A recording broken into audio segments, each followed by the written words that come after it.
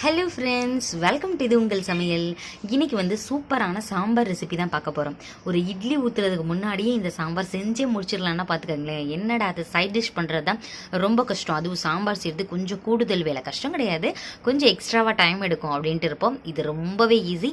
இட்லி ஊற்றி முடிக்கிறதுக்குள்ளே இந்த சாம்பார் செஞ்சே முடிச்சிடலாம். அந்த அளவுக்கு ரொம்ப ரொம்ப ஈஸி. 3 விசிலுங்க, சாம்பார் ரெடி. அப்புறம் நான் தாளித்து ஊற்றிட்டோன்னா இட்லி கொடுக்கும் பொழுதே சாம்பாரையும் சேர்த்தே கொடுத்துடலாம். அந்த அளவுக்கு ரொம்ப டேஸ்டியாக குயிக்காக எப்படி செய்யலான்னு வாங்க வீடியோக்குள்ள போயிட்டு சட்டுன்னு பார்த்துடலாம். நம்ம சேனலை நீங்கள் ஃபர்ஸ்ட் டைம் பார்த்து இந்த வீடியோ உங்களுக்கு பிடிச்சிருந்துச்சு அப்படின்னா இந்த வீடியோக்கு கீழே சப்ஸ்கிரைப் அப்படின்னு இருக்கும். சப்ஸ்கிரைப் பண்ணிட்டு பக்கத்தில் உள்ள பெல் பட்டன் அப்புறம் ஆல் அப்படிங்கிறத டச் பண்ணிட்டீங்கன்னா நான் போடுற எல்லா புது வீடியோஸும் உங்கள் செல்ல தேடி வரும். 1/4 கப் அளவு பாசிப்பருப்பு எடுத்துக்கலாம். இதை வந்து கையில் நீங்கள் அழுந்தீங்கன்னா 2 கை வர மாதிரி இருக்குங்க, 50 கிராம். இதை வந்து நல்லா வாஷ் பண்ணிக்கலாம். 2 தடவை வாஷ் பண்ணிவிட்டு நம்ம குக்கரில் சேர்க்க போகிறோம். இன்றைக்கி ஃபுல் அண்ட் ஃபுல் பாசிப்பருப்பில் தான் சாம்பார் செய்ய போகிறோம். 2 தடவை கழுவியாச்சு. இப்போ இதுக்கு தேவையான அளவு கொஞ்சமாக மட்டும் தண்ணி சேர்த்துக்கலாம். இந்த பாசிப்பருப்பு மூழ்கிற அளவு மட்டும் இப்போதைக்கு சேர்த்துக்கோங்க. மிச்ச ஐட்டம் சேர்க்கறதுக்குள்ளே இது கொஞ்சமே ஊறிடும். அதனால தான் ஒரு 8 சின்ன வெங்காயத்தை இந்த மாதிரி எடுத்துக்கலாம். நல்லா கட் பண்ணிவிட்டு சேர்த்துக்கோங்க. 2 மட்டும் கட் பண்ணிவிட்டு சேர்த்துக்கலாம். இது வந்து கத்திரிக்காவை 1-2 கட் பண்ணி எடுத்துருக்கிறேன். 3 கத்திரிக்காய் தாங்க. இதை நல்லா கட் பண்ணி தண்ணியில் போட்டுட்டோன்னா கருக்காது. அதையுமே இப்போ சேர்த்துக்கலாம். இது ஃபுல் அண்ட் ஃபுல் இதை வந்து கத்திரிக்காயில் செஞ்சு பாருங்கள். இதே மாதிரியே வேறு எதையுமே மாற்றாமல் சின்ன வெங்காயத்தை பெரிய வெங்காயத்தை சேர்க்கவா அப்படிலாம் கேட்காதீங்க. சின்ன வெங்காயத்துலேயும் செய்யுங்க, அப்போ தான் டேஸ்ட்டு நல்லாயிருக்கும். கத்திரிக்காயை யூஸ் பண்ணுங்கள். அப்புறம் 2 பச்சை மிளகா அதையும் கீரி சேர்த்துக்கலாம்.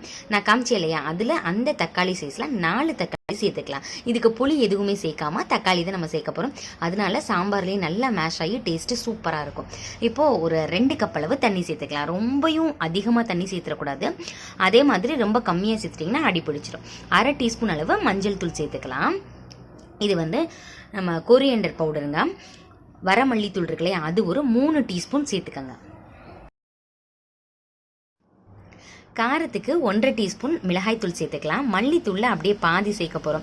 இந்த காரமே இதுக்கு வந்து கரெக்டாக இருக்கும். ஏற்கனவே நம்ம பச்சை மிளகாய் வேறு சேர்த்துருக்கோம் இல்லையா, விசில் வைக்கும் பொழுது அதுவுமே நல்லா மேஷ் ஆயிரும். ஸோ அந்த காரமுமே சாம்பாரில் ஏறிடும். இப்போது ஒரே ஒரு டீஸ்பூன் மட்டும் கல்லுப்பு சேர்த்துக்கலாம். ஸோ இதுவே கரெக்டாக இருக்கும். உங்களுக்கு தேவைப்பட்டுச்சுன்னா காரம் கம்மியாக இருக்குது அப்படின்னு நினச்சிங்கன்னா நல்லா வெந்து வரட்டும். அதுக்கப்புறம் டேஸ்ட் பண்ணி பார்த்துட்டு தாளிக்கும் போது நீங்கள் வந்து சேர்த்துக்கோங்க. பாருங்களேன், இவ்வளோ தண்ணியாக இருக்குது. பருப்பெல்லாம் வெந்து வரும்போது நல்லா சூப்பராக இருக்கும் சாம்பார். இப்போ ஒரு 3 விசில் வச்சதுக்கப்புறம் இது எப்படி இருக்குன்னு பார்க்கலாம். இன்னொன்று சொல்ல மறந்துட்டேன். அடுப்பில் வச்ச உடனே நீங்கள் மூடி விசில் வச்சிட்டிங்க அப்படின்னா உங்களுக்கு விசில் வழியாக தண்ணி வந்துடும். அதனால் நல்லா கொதி வரட்டும். கொதிச்சதுக்கப்புறம் வந்து நீங்கள் மூடி போட்டால் தான் உங்களுக்கு வந்து விசில் வழியாக தண்ணி எதுவுமே, பருப்பு தண்ணி எதுவும் வேஸ்ட் ஆகாது, கீழே சிந்தாது. பாருங்கள், நல்லா கொதி வந்துருச்சு. இந்த ஸ்டேஜில் இதை போட்டுடலாம். பாருங்களேன், விசில் வழியாக தண்ணி வரல. கரெக்டாக 3 விசில் வந்துருச்சு. விசில் ஃபுல்லாக அடங்கணும். அடங்கினதுக்கு அப்புறம் தான் நீங்கள் வந்து ஓப்பன் பண்ணணும். அதுக்கு முன்னாடி நீங்கள் எடுத்தீங்க அப்படின்னா பருப்பெல்லாம் முழிச்சுட்ருக்கோம், நல்லா இருக்காது. பாருங்களேன் அப்படியே எப்படி இருக்குன்னு. கரண்டியாலேயே இதை நல்லா மேஷ் பண்ணுங்கள். உங்கள்கிட்ட மேஷ் இருந்தது அப்படின்னா அதை வச்சு நல்லா மேஷ் பண்ணிடுங்க. உங்களுக்கு தக்காளி, வெங்காயம், அப்புறம் வந்து நம்ம சேர்த்த கத்திரிக்காய் எதுவுமே தெரியக்கூடாது. நல்லா மேஷ் பண்ணாதான் இந்த சாம்பாருக்கு டேஸ்ட்டு ரொம்ப நல்லாயிருக்கும். நீங்கள் வந்து சட்டுன்னு செய்கிறது தானே, இது டேஸ்ட்டு கொஞ்சம் கம்மியாக இருக்குமா அப்படிலாம் கிடையாது. நார்மல் சாம்பாரை விட இந்த டேஸ்ட்டு ரொம்பவே நல்லாயிருக்கும். இதுக்குன்னு ஸ்பெஷலாக நம்ம வேறு எந்த பொடியுமே போடலை. இருந்தாலும் ரொம்ப ரொம்ப டேஸ்டியாக இருக்கும். அதனால் பாருங்களேன், எதுவுமே தெரியாத மாதிரி இந்த மாதிரி மேஷ் பண்ணி விட்டுறணும். உங்களுக்கு வந்து இது கெட்டியாக இருக்குது அப்படின்னு நினச்சிங்கன்னா தண்ணி சேர்த்து நீங்கள் ஒரு கொதி மட்டும் விட்டுக்கலாம். எனக்கு இது பர்ஃபெக்டாக இருக்குது. இப்போ இதில் உப்பு மட்டும் கொஞ்சம் கம்மியாக இருந்துச்சு, அதையும் சேர்த்துட்டேன். இப்போ இதில் லைட்டாக மல்லித்தலை மட்டும் தூவிடலாம். இன்னும் தாளித்து மட்டும் விடணும். தாளித்து விட்டோன்னா பர்ஃபெக்டான சாம்பார் ரெடி ஆயிரும். இதை வந்து டிஃபனுக்கு அப்புறம் சாதத்துக்குமே நல்லாயிருக்கும். ஒரு வெரைட்டி ரைஸ் வச்சு சாப்பிட்டோன்னு வச்சுக்கோங்களேன், அட்டகாசமாக இருக்கும். இன்றைக்கி வந்து நெல்லிக்காய் சாதம், அதுக்கு சைட் டிஷ்ஷாக வச்சு சாப்பிட்றதுக்கு சூப்பராக இருக்குங்க. நல்லெண்ணெய் சேர்த்துக்கோங்க. 2 டீஸ்பூன் நல்லெண்ணெய் சேர்த்துட்டு 1 டீஸ்பூன் கடுகு, 3/4 டீஸ்பூன் சீரகம், 1/4 டீஸ்பூன் வெந்தயம், இதே அளவில் எண்ணெய் இதெல்லாம் சேர்த்துக்கோங்க. உங்களுக்கும் பர்ஃபெக்டாக வரும். சேர்த்துட்டு அப்புறம் வந்து கருவேப்பிலை கொஞ்சம் தூவி விட்டுக்கோங்க. அப்புறம் பெருங்காயத்தூள், அவ்வளோதான். கரிஞ்சிடக்கூடாது பெருங்காயத்தூள். ஆஃப் பண்ணிட்டு கூட நீங்கள் சேர்த்துக்கோங்க. எல்லாம் நல்லா ஃப்ளேவர் வந்ததுக்கப்புறம் சாம்பாரில் சேர்த்து கொட்டிட்டிங்கன்னா அப்படியே மணக்க சூப்பரான சாம்பார் ரெடி ஆயிருங்க. அப்படியே சாம்பாருக்காகவே இட்லி சாப்பிட்டுட்டே இருப்பாங்க.